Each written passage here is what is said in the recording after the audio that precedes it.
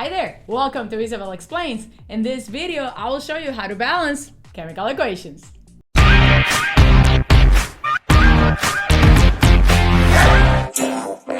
Before we get started, there are two things that I want you to know. Number one, chemical equations will always balance out. Matter cannot be created nor destroyed, so whatever you start with, you will end with. Don't worry. The only thing you need to know is the math.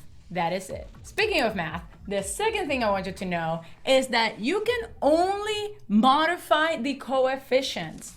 You cannot, absolutely not, change the subscripts of any formula because that will change the actual molecule and you ain't got it. With that in mind, let's get started. The first thing I am going to do is I am going to write down every single atom that I have on the reactant side.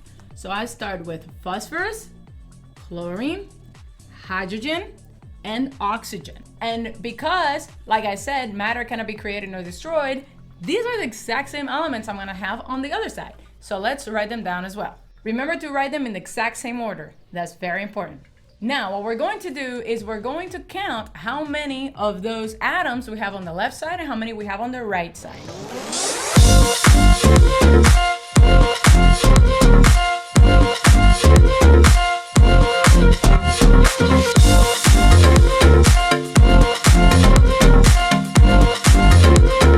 Now to the fun part. How do I start? Where do I start balancing? My advice, start with the largest number. So I am going to start with chlorine because chlorine has 5. So I'm gonna put a 5 here. That balances my chlorines out. Now I have 5 chlorines, but that also modifies the amount of hydrogens I have. So, and be careful because you have hydrogens here too. So I have 3 plus 5, I have 8 hydrogens total. Now, because I have 8 hydrogens, I'm gonna modify those on this side. I'm gonna put a 4 here because 4 times 2 is 8. And that also modifies the amount of oxygens I have. So you gotta keep that in mind. 4 times 1 is 4. Everything is balanced. We're done. If you want some more practice, I left a worksheet in the video description below. And if you got some value out of this video, go ahead and give it a like and don't forget to subscribe so you can stay up to date with all the videos I post. I'll see you next time.